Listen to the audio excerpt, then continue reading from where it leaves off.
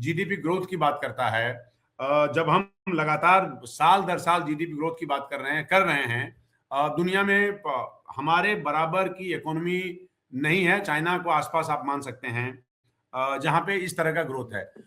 ऐसी ग्रोथ का क्या फायदा नीलांजन, जब जब जब जब ग्रोथ ही जॉबलेस हो?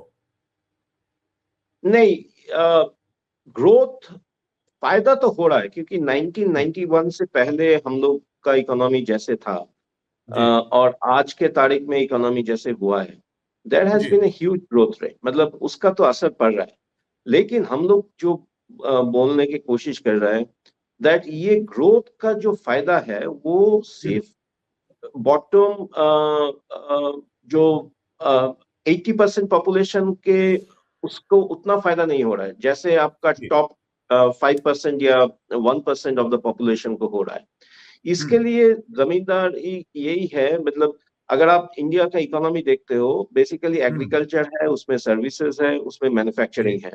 और हम्म। एग्रीकल्चर में जो हमारा कृषि है उसमें अभी तक 48% of the population are dependent on agriculture and allied activities.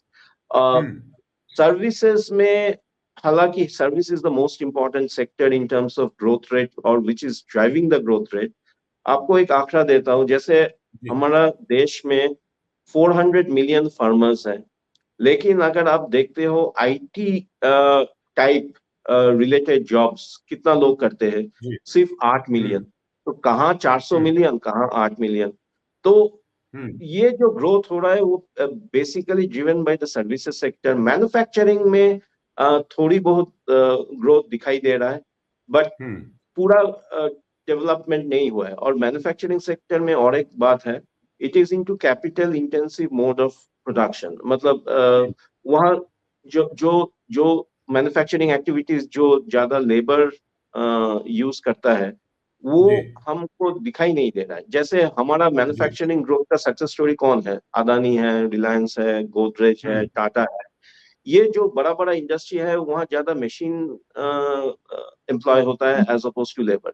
सो हम्म। रोजगारी के मामले पे लोगों को वो गवर्नमेंट जॉब के ऊपर ही निर्भरशील रहना पड़ता है, और आज के तारीख में गवर्नमेंट जॉब भी उतना नहीं आ रहा है।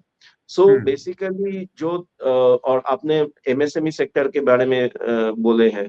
एमएसएमई सेक्टर अगर देखते हैं वहाँ 400 मिलियन में बोला एग्रीकल्चर में डिपेंडेंट है, एमएसएमई के हम्म। ऊपर डिपेंडेंट है ऑलमोस्ट 200 मिलियन। और हम्म। एमएसएमई सेक्टर बेसिकली ये जो आपने बोला ग्लोबल अनसर्टेनिटी, जैसे हम्म। टेक्सटाइल हो गया जो ज्यादा लेबर एम्प्लॉय करता हम्म। है, जैसे आपका जेम्स एंड ज्वेलरी हो गया जो ज्यादा लेबर एम्प्लॉय करता है, जैसे आपका श्रिम्प, हम लोग काफी श्रिम्प एक्सपोर्ट करता है, वो भी लेबर इंटेंसिव सेक्टर है। तो ये हम्म। सब सेक्टर के ऊपर ट्रम्प ने टैरिफ लगा के रखा है। तो हम्म। हमारा ये सब सेक्टर जो रोजी रोजी रोजगार देने वाला सेक्टर है, जहाँ ज्यादा लोग काम कर सकता है, उस हम्म। वो सेक्टर उतना अच्छा नहीं कर रहा है। इसीलिए जो हम्म। इनकम डिस्ट्रीब्यूशन है, जो हम्म। अमीर और गरीब लोगों के बीच बीच इनकम का जो फर्क है वो हम्म। दिन के दिन बढ़ते जा रहा है। क्योंकि अच्छा, मतलब सर्विस सेक्टर में काम करने के लिए आपको स्किल चाहिए, आपको एजुकेशन चाहिए। जी। और आपको जो एजुकेशन जो ज्यादा मिल जाता है वो बाहर चला जाता है, जो इंडिया में हम्म। रह जाता है उसको सर्विस सेक्टर में। लेकिन ज्यादातर लोगों को नौकरी नहीं मिल रहा है क्योंकि उसके पास स्किल ही नहीं है। तो हमको जो देखना पड़ेगा that how to ensure that a large section of the population hmm. में हम लोग स्किल बेस्ड एजुकेशन सिस्टम